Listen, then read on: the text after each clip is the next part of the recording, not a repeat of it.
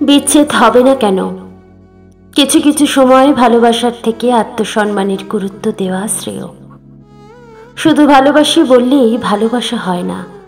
সম্মান করতে জানতে হয়, ভরসা করতে হয়, বিশ্বাস রাখতে হয়। মানুষের কাছে এখন ভালোবাসার কদর নেই, সময়ের কদর নেই, ইমোশনের কদর নেই। কদর শুধু আছে রাগের, ইগোর, স্বার্থের, বাহ্যিক সৌন্দর্যের, মোহের। মানুষ ধরে রাখার চেয়ে ছাড়তে বেশি পছন্দ করে। নিজে বদলাবার আগে অন্যের বদলাবার এক্সপেকটেশন রাখে। রাগ আর জেদে প্রতিযোগিতা পছন্দ করে। নিজেদের সম্পর্ক সুন্দর করার চেয়ে আরও বেটার একটা খুঁজে নেওয়া বেটার মনে হয় তাদের। কেউ কেউ অভিমানের ভাষা বোঝে, আবার কেউ কেউ বুঝলেও এড়িয়ে যায় কিংবা বুঝতেই পারে না।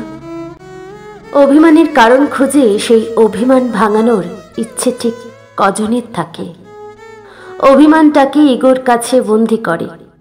কত মানুষ অবলীলায় ছেড়ে যায়। অভিমান ভাঙানোর ক্ষমতা এবং ইচ্ছে দুটোই থাকা লাগে।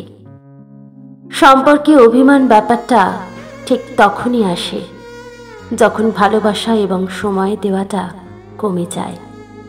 অভিমান জমতে জমতে একটা সময়ের পর তা অভিযোগে রূপ নেয়। অভিমানে মায়া বাড়ে, ভালোবাসা বাড়ে, টান বাড়ে।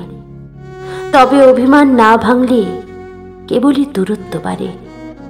দূরত্ব বাড়তে বাড়তে এতটাই বিচ্ছিন্ন হয়ে যায় দুজন, যতটা দূরত্বে চলে গেলে আর কারো প্রতি হৃদয়ে বিন্দুমাত্র অনুভূতি থাকে না।